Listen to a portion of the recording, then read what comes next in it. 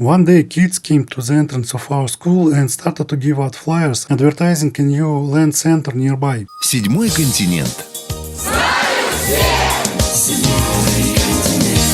Седьмой континент. Твой континент. Not only that, but each flyer gave you 1 hour for free, and you could use one per day. I dragged my dad there on Saturday, and there were a lot of kids from our school. I wasted the first day just doing nothing useful riding around empty streets of Carmageddon 2, which I picked randomly, until I ran out of time. My dad refused to go again on Sunday, so I took the phone and started calling classmates, checking if there's anyone I can latch on. Not only I found someone, they actually told me to launch Half-Life and showed how to connect to the server together. Playing true, not split-screen multiplayer for the first time was amazing, and the 32-person deathmatch is extremely fun. Playing only half of a screen with gamepad has absolutely nothing on it. That event started a period of my life of saving coins to go to diverse LAN centers, which were super popular in the late 90s and early aughts. Back in the day I played a lot of deathmatch mode at LAN centers. The game was pretty popular because of the awesome maps with cool guns. Pity for me, fewer and fewer players were playing it. Quake 2 Deathmatch was also very popular,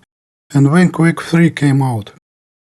We were playing Half-Life Deathmatch, then Half-Life Opposing Force Deathmatch with even more cool alien guns. One day we came to play Half-Life Deathmatch and the guy said, "Launch Half-Life Counter-Strike." Oh, a new Half-Life game, it probably has some new cool alien guns. But then it turned out to be a super dull Cossacks and Robbers game where you don't even respawn. And in the paradigm of LAN gameplay, Counter-Strike was terrible. It worked wonders for normal people susceptible to gambling. Meanwhile, all I saw is me renting a PC for an hour and spending around 40 minutes camping the boring maps or spectating after a death. But gambling is extremely popular with poor and stupid, so Counter-Strike just bled all FPS multiplayer dry until all the LAN centers have died. I always hated Counter-Strike for being so incredibly boring and dull, for having zero cool guns and for killing LAN parties.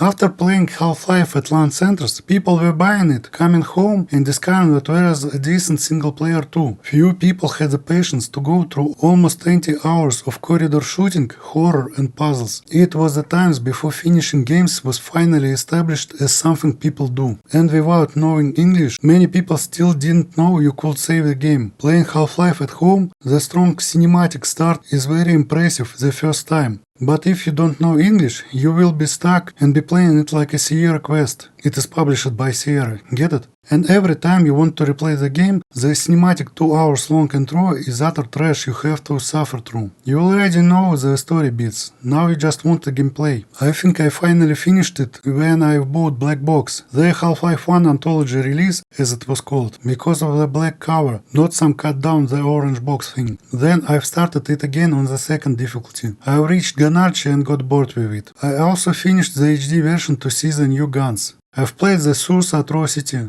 And I finished Black Mesa recently. I was launching the Steam version of Half-Life from time to time for testing purposes. The games were from the times of decent engines with developers console being available by default. I started with Safe on Hard somewhere in 2017 and I reached Blast Pit after all these reinstalls and tests. Now I somehow crave to finish with Safe. There are things that do matter and things that do not matter. Every project has its challenges and it never can get rid of all of them. Most of the times these mild annoyances that are not fixed by the release date do not matter, but hard difficulty makes everything matter. Don't play games on hard, it ruins the experience. Playing the same game for the nth time and now on hard, where every developer's mistake becomes a big issue, it's not all sunshine and rainbows. The gun switching was iconic on release and the game has a ton of guns, but damn is it crappy and slow. When you got used to the novelty of the gimmick interface, you are left with having to press every button 4 to 5 times before you finally switch the gun. Enabling fast switch doesn't make it better, because you can be missing a gun or ammo and the order changes with that. There's no fast melee button and the game is littered with stupid boxes and stupid things you must break. The free roam cutscenes are awesome the first time you play, but on replays you can't skip them, so it's not them locked in a room with you anymore, it's you locked in the room with them. Also, this is a platformer game made on gold source and the engine isn't great, not for what the level designer used it for. You cannot jump off slope slopes, and there are a ton of slopes, and it's a platformer game to the point of being comical. There are more platformer cliches in Half-Life than in a Mario game. Moving pistons, rotating platforms, unending time-tropping. You don't have even 10 minutes of the rest between any two platforming sections in the middle of the game. And then they artificially change the physics rules just to punish the players who think they are so smart. The exact same looking tightropes magically turn into slopes when the level designer demands it. The enemies are constantly teleporting behind your back. The game pretends that it is justified by the plot, but the stupid Marines do it too. And it is always an unfun cliche. The game has no separate voice volume setting. You cannot make these mumbling characters who actually tell you the story and give you directions any louder than explosions at low volume. The music in the game is awesome.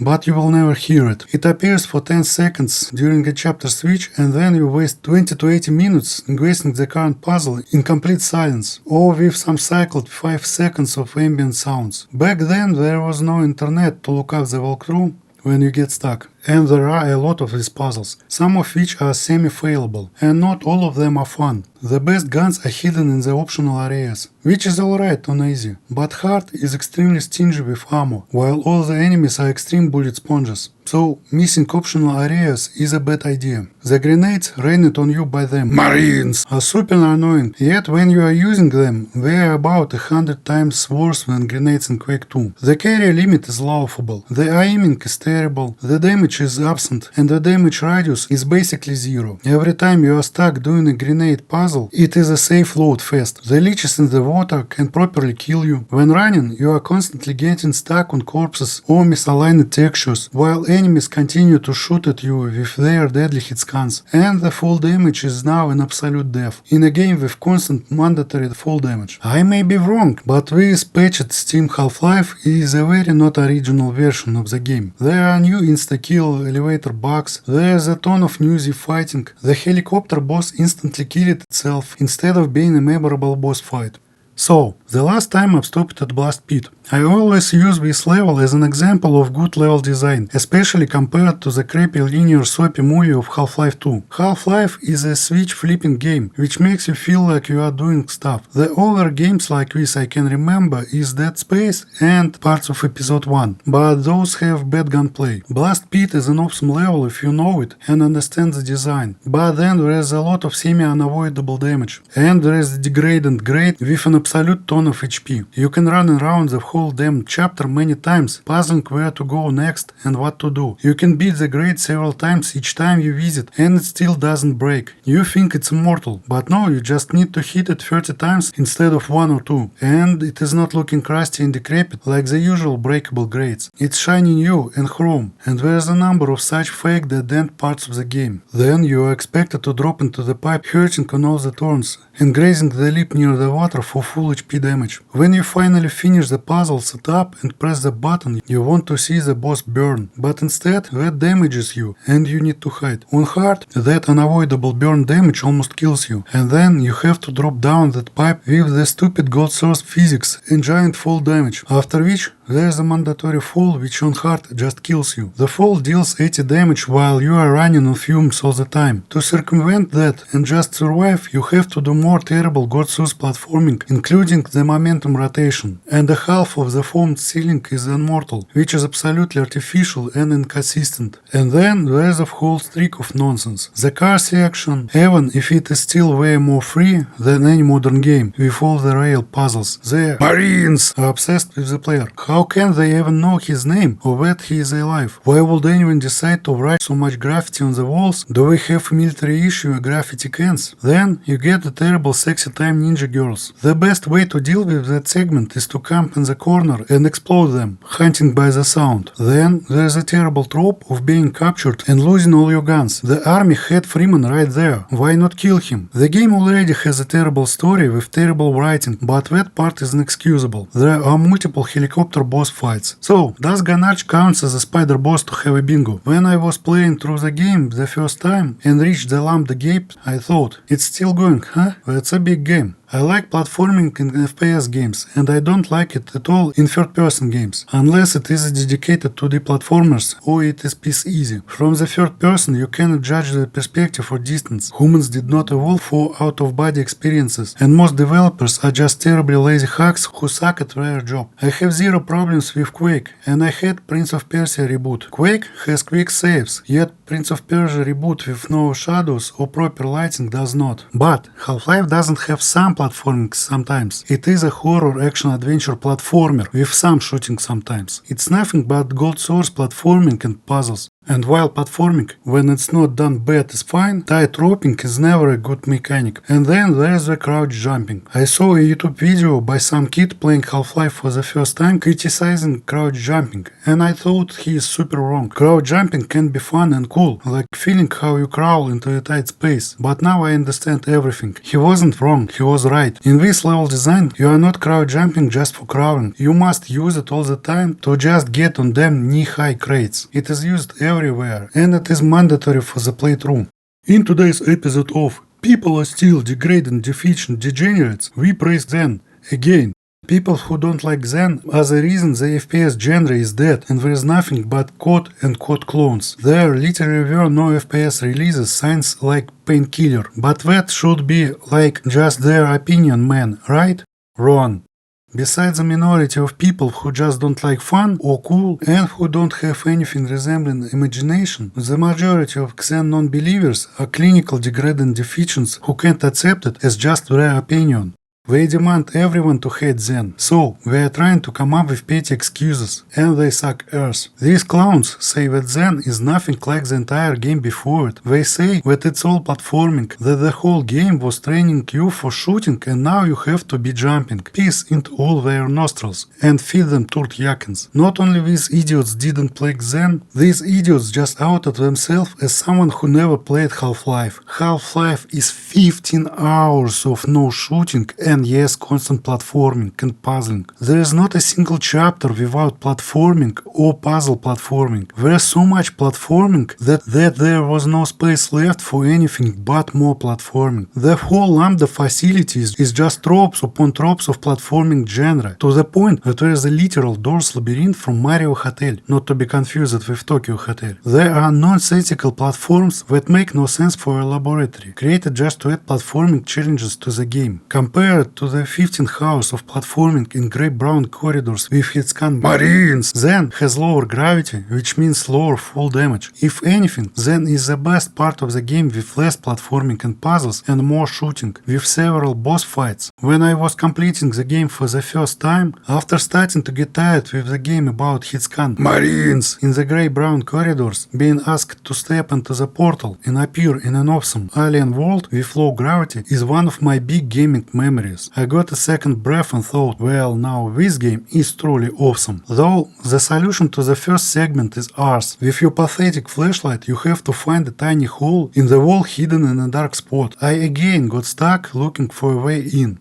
And then you get a lot of snarks, but they don't attack most of Zen animals. So, what's the point of having so many of them there? There should have been a very early weapon found during the Marines levels, somewhere earlier than on a rail. Being a dedicated sexy time ninja girl remover would also be a good choice for snarks. Zen is also filled with dead humans. It's like they've sent an entire army there. There are even some bodies near the last boss. So, all those bodies have passed Ganarch without conflict, have passed the first section without the need for a small hole in a dark wall, passed the alien factory without alerting it, and actually had their go at the last boss. The last boss has no hints, and even when you know what to do, the feedback is still insufficient, and it moves way too fast vertically. Or maybe that last thing is because I've played on hard. Making bosses in FPS games is hard. If you make a damage sponge cyber demon, it's boring as hell. If you make a puzzle icon of sin, no one will ever get it. Sorry, I don't have a solution for you. Nihilant is better than icon of sin or Painkiller, but it's not the best way to make a boss. Half-Life is one of the horse games of CoDpocalypse that brought death to FPS genre as a whole and forever. If you listen to English-speaking people who are praising Half-Life, you will hear nothing but lies and or stupidity. Every time someone uses the word relatable. Be like a binturong and aggressively crap on them. You have to be an extremely low IQ sociopath to have no empathy for anything that is not your literal clone. Wanting to be a simulation of your own pathetic boring self even when you are on your off time is truly sad. Replacing visiting alien worlds created by human imagination with robotic recreations of everyday working environments is degrading. First-person shooters used to be fun adventures, not just tours into copy-pasted offices, slums, dirt trenches, and featureless grey-brown corridors. Pam pam pam pam pam pam pam pada pam pam pam pam pam pam pam pada pam pam pam pam pam pam pam pada pam pam pam pada pam. It starts with golden night. I don't know why. It doesn't ever matter how hard Duke tries. Keep that in mind while designing Half-Life to popularize the timing. Oh, I know time is a valuable thing. Watch it fly by as a pendulum swings. Watch it come down to the Medal of Honor. The clock ticks life away. Forgot, unreal. Didn't look at Chasm. Watch Dave's go right out of 2015. Trying to hold on. Didn't even know. Wasted it all just to watch code go. Half-Life as a game isn't even truly revolutionary. People who don't play games can scream all they want, but Half-Life does almost nothing other games haven't already did. We already had Duke 3D, Quake 2, Blood, Hexen, Marathon, Killing Time, Dark Forces, System Shock, Alien vs Predator, Strife, Chasm. Even Unreal already beat it to the market. Damn, I just wanted to list a couple of not Doom-like examples doing the same thing sans the constant platforming, but I cannot stop, there are so many. Many people latch on Half-Life's story, but there isn't one. It all started as an adventure of Ivan the Space Biker, retooled into something else on the fly. It was done with no plan or intelligent design at all, just as always with Valve. The final pass is a fan fiction on King, who is already a terrible English language writer. No, the story isn't bad because we are looking at it from the glorious future of good writing. The future doesn't hold good game writing at all. It's still fan fiction tier of format. It's just that FMV cutscenes were replaced with more expensive cutscenes, but the acting and the quality remained the same. Half-Life story was never good, and no one even noticed it had any back in the day. People were not looking for it, and it isn't even there. And few people even finish the game. You literally have a game about some legally blind nerd jumping on platforms and tight-roping while killing thousands of soldiers with all kinds of heavy guns and explosives solo and fighting the sexy time ninja girls. At one point you are even captured in a terrible trope of "now we took away your inventory." The army guys drag you somewhere looking at you while you are looking at them and leave you alive for no reason. Talk about dumb bad guys. Hindsight is when your eyes are in your arse. The game is successful, popular, and good not because of all that idiotic nonsense you can hear some stupid people spew, trying to retcon it into some big tapestry of obvious evolution to predict the future. The game is successful just because it is fun. It's a wacky 2000s platforming shooter with cool sci-fi guns. Bio guns were great then, and they are great now. Even today there are still like 3.5 games that have them, one of which is called Opposing Force. The game is successful because its good deathmatch competed against Quake 2 and Quake 3 for years. The game is successful because someone made a mod that required buying Half-Life. It was called Counter-Strike, and that crap was a magnet cocaine sucking all the low-class kids who never played games before into the LAN centers after they robbed and stole the last coins from the middle-class kids. Like, for several years, people were still saying they will go play Half-Life when they meant Counter-Strike. The mod's name took its time to eclipse the vanillas. Alien worlds, great sci-fi guns, Earth slowly being covered by alien goo, all of it is lost in the generic as all hell sequels, which is looking as generic as possible, with a story as generic as possible, despite it also being cobbled together last minute. Replaying Half-Life is like watching a movie after being told it was filmed in a set. The scenes that were big and epic now look like cramped corridors. Cool sequences are just 2-minute detours into small side rooms. But, like, I finished it on hard. The number of games I played more than once is very small, and out of them, the number of games I chose to play in the hardest difficulty can probably be finger counted. This game is good for its gameplay and its cool guns, not because of something it doesn't have, like a story.